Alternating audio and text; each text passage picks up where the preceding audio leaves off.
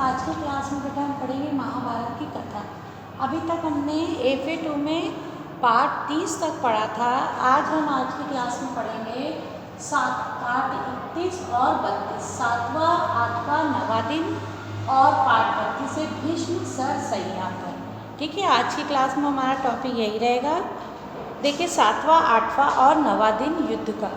7वां दिन का युद्ध केंद्रित न था बल्कि कई मोर्चों पर व्याप्त था। प्रत्येक मोर्चे पर विख्यात वीरों में घमासान युद्ध हुआ। कई मोर्चे बनाए गए थे जिसमें अलग अलग वीरों के साथ लड़ रहे थे। एक मोर्चे पर अर्जुन के विरुद्ध स्वयं भीष्म डटे हुए थे। अर्जुन के साथ कौन युद्ध कर रहा था? प्रश्न नंबर 1 इसका आंसर आपको लिखना है। अर्जुन के साथ युद्ध कौन कर रहा था? ठीक। प्रश्न नंबर 2 लिखेंगे हम। अब अर्जुन के साथ जो था भीष्म युद्ध कर रहे थे। द्रोणाचार्य विराट में भीषण युद्ध हो रहा था। अन्य मोर्चों पर शिखंडी अश्वत्थामा में लड़ाई हो रही थी। एक स्थान पर धृष्टद्युम्न और दुर्योधन युद्धरत थे। एक और नकुल और सहदेव किसके साथ युद्ध लड़ रहे थे? नकुल और सहदेव किसके साथ? वो अपने मामा शल्य के साथ किसके साथ युद्ध कर रहे थे?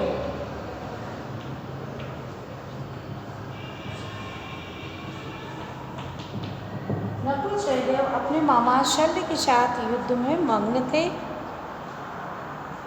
दूसरी ओर अवंती के दोनों राजा युधामन्यु से लड़ते दिखाई दे रहे थे। एक मोर्चे पर दुर्योधन के चार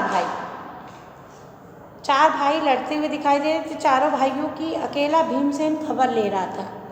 तो दूसरे मोर्चे पर घटोत्कच और भगदत्त में भयानक युद्ध छिड़ा। युधिष्ठिर सुतायु के साथ लड़ रहा था जबकि कृपाचार्य चेकितान अन्य मोर्चों पर लड़े थे। द्रोणाचार्य के साथ लड़ाई में विराट को हार खानी पड़ी। विराट कुमार उत्तर श्वेत अपने पहले ही दिन लड़ाई में काम आ चुके थे। 7वें दिन के युद्ध में तीसरे कुमार शंख ने पिता को देखते देखते ही प्राण त्याग दिए। यह युद्ध अधिक देर तक नहीं चला। 8वें दिन, अगला क्वेश्चन देखिए, 8वें दिन के युद्ध में क्या हुआ? प्रश्न नंबर 3। 8वें दिन युद्ध शुरुआत कैसे हुई?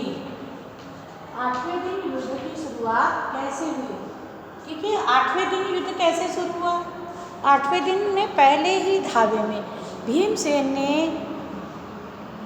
धृतराष्ट्र के 8 बेटों को वध कर दिया। ये घटना ऐसी हुई जिससे अर्जुन शोक विहल हो उठा। उसका लाडला साहसी वीर बेटा इरावन, जो एक नाग कन्या का पुत्र था, उस दिन मारा गया।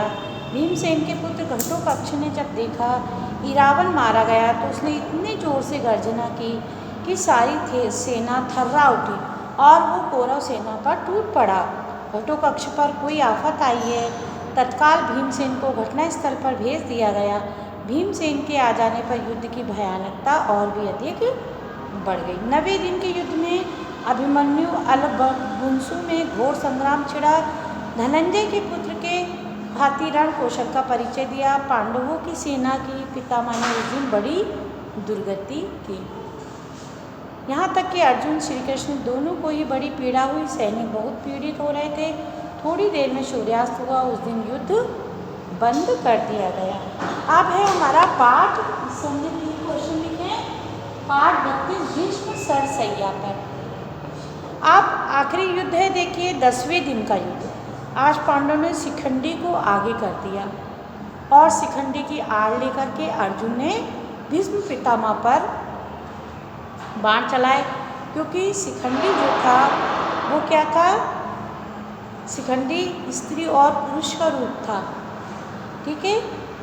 तो इसलिए नपुंसक था, नपुंसक पर बाण चलाना युद्ध के विरुद्ध था, इसलिए उन्होंने उसके ऊपर बाण नहीं चलाया। बाणों से वृद्ध पितामह का वक्ष स्थल भींग गया। भीष्म ने अपने चेहरे पर जरा भी सिकन न आने दी। शिखंडी के बाणों का प्रत्युत्तर नहीं दिया अर्जुन ने। जब यह देखा पितामह प्रतिरोध नहीं कर रहे, तो जरा सी कड़ा करके उसने भीष्म के मर्म स्थलों को लक्ष्य करके तीखे बाणों से भेदना शुरू कर दिया पूरे शरीर को। भीष्म ने अर्जुन पर शक्ति शस्त्र चलाया। देखिए भीष्म ने अर्जुन पर क्या चलाया। प्रश्न 4, भीष्म ने अर्जुन पर क्या चलाया। शक्ति शस्त्र अर्जुन के ऊपर भीष्म ने मारा था। जब भीष्म को यह निश्चय हो गया था कि आज का युद्ध उनका आखिरी युद्ध होगा, इस कारण हाथ में ढाल तलवार लेकर रथ से उतरने लगे। अर्जुन का बाण बरसाना जारी रहा। उनके बाणों से पितामह के शरीर में उंगली रखने की भी जगह नहीं थी। पितामह के सारे शरीर में बाणी बाण घुस गए थे। ऐसी अवस्था में भीष्म के शरीर से बल जमीन पर गिर पड़े। उनका शरीर भूमि से नहीं लगा, सारे शरीर में बाण लगे हुए थे। एक तरफ से घुसकर दूसरी तरफ निकल गए। भीष्म का शरीर जमीन पर नहीं गिरने पाया। उन तीरों के सहारे ऊपर उठा रहा, पर उनकी गर्दन लटक रही थी, क्योंकि कोई सहारा नहीं था। भीष्म ने वचन उसी अर्जुन से कहे जिसने अभी भी प्राणहारी बाणों से उसको भीन डाला था। भीष्म का आदेश सुनते ही अर्जुन ने अपनी तरकस से 3 तेज बाण निकाले और पितामह का सिर उनकी नोक पर रखकर उनके लिए एक तकिया बना दिया। अब भीष्म ने प्राण नहीं त्यागे, क्योंकि वो चाहते थे कि जब सूर्य नारायण उत्तरायण हो, जिस समय उनके ऊपर प्रहार हुआ उस समय सूर्य दक्षिणायन थे। देखिए बच्चों, दक्षिणायन और उत्तरायण, जुलाई के बाद सूर्य दक्षिणायन हो जाते हैं, सर्दी का मौसम स्टार्ट होता है। मकर संक्रांति में सूर्य उत्तरायण हो गए हैं, यही वो समय था, ठीक है। लिखिए प्रश्न 5,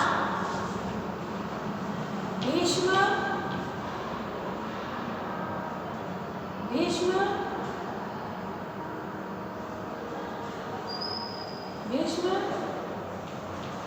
कब तक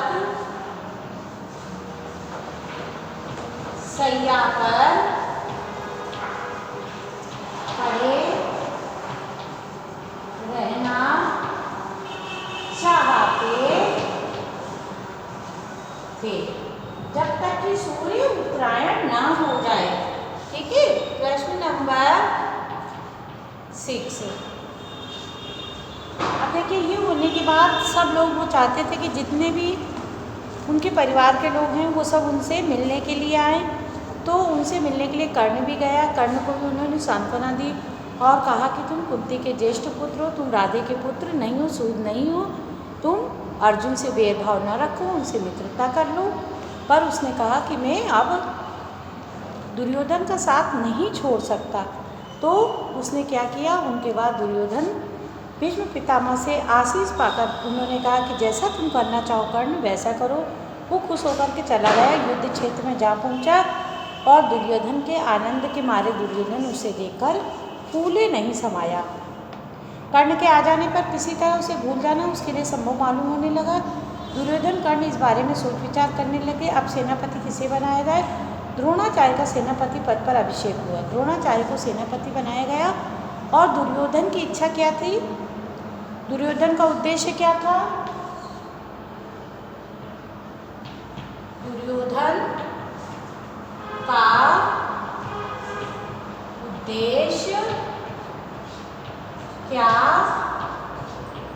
हाँ, दुर्योधन का उद्देश्य था कि द्रोणाचार्य, वो जानता था कि द्रोणाचार्य अद्वितीय शूरता और शस्त्र विद्या में अनुपम ज्ञान से प्रेरित है, तो वो चाहता था कि द्रोणाचार्य दुर्योधन को, युधिष्ठिर को बंदी बना ले, बंदी बनाने से ये युद्ध समाप्त हो जाएगा।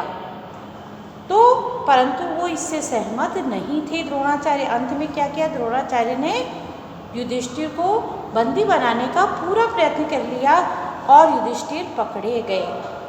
चिल्लाट से सारा कुरुक्षेत्र गूंज उठा। एकाएक जाने कहाँ से अर्जुन उधर आ पहुँचा। अर्जुन ने इतने बाणों की वर्षा की, इतने बाणों की वर्षा की कि आकाश में अंधकार छा गया और उसने युधिष्ठिर को वापस से छुड़ा लिया। इस कारण से द्रोणाचार्य को पीछे हटना पड़ा और वो अपने प्रयास में विफल रहे। उस दिन का युद्ध बंद हो गया। कौरव सेना में भय छा गया। पांडव सेना के वीर शान से अपने अपने शिविर को लौटे। सैन्य समूह के पीछे पीछे चलते हुए कृष्ण और अर्जुन अपने शिविर में जा पहुँचे। इस प्रकार 11वें दिन का युद्ध समाप्त हुआ। अब हम अगली क्लास में पढ़ेंगे 12वें दिन का युद्ध। धन्यवाद बच्चों।